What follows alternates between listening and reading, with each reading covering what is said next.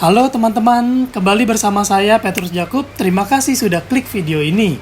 Nah, buat teman-teman yang saat ini bekerja dan punya asuransi dari kantor, teman-teman ikutin deh video ini.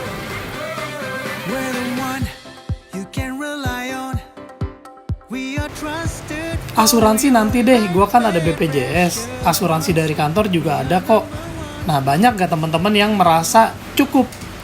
Sudah punya BPJS, sudah ada asuransi dari kantor, asuransi swasta, asuransi individu, nanti aja deh. Tapi kalau saya bilang gini, teman-teman, mumpung masih sehat, mumpung masih bisa beli, kesempatan itu jangan ditunda, ambil kesempatan kalau masih ada, selagi masih bisa.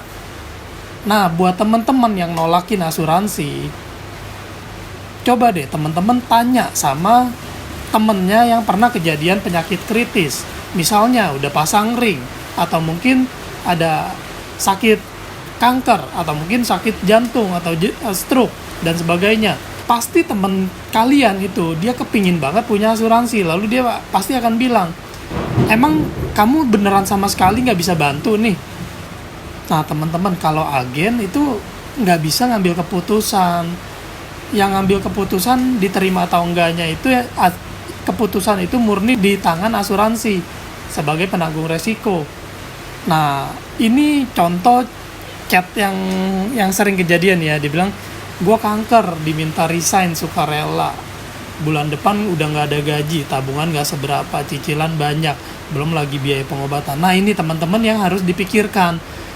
Mungkin kita merasa aman karena kita masih bekerja, karena masih ada tanggungan dari kantor, di cover untuk asuransi kantornya. Tapi begitu udah nyentuh namanya kanker, jantung, stroke, ginjal, dan sebagainya, itu kemungkinan kita akan di-kick dari kantor. Begitu kita di PHK, disuruh resign, fasilitas kantor pun udah nggak ada.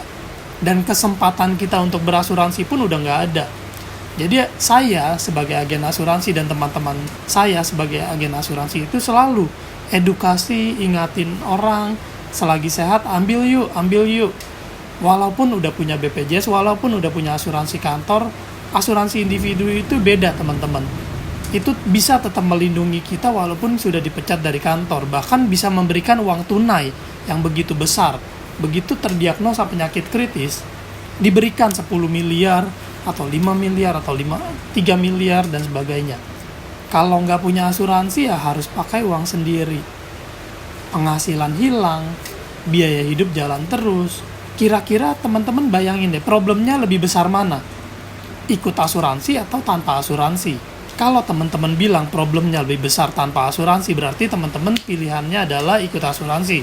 Itu no choice teman-teman. Kita sebenarnya nggak ada pilihan lain, cuman kita belum sadar aja.